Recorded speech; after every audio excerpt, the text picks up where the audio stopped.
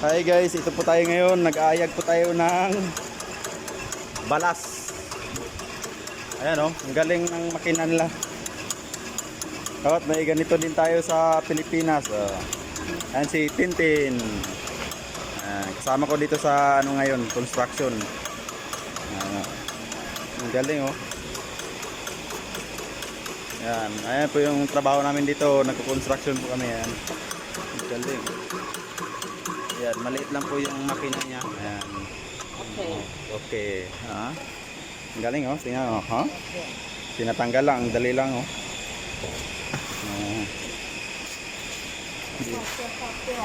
Oh. Okay. Yan oh. Ang galing oh. Naka-roller lang siya.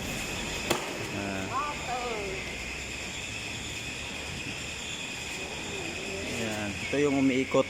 Ganun.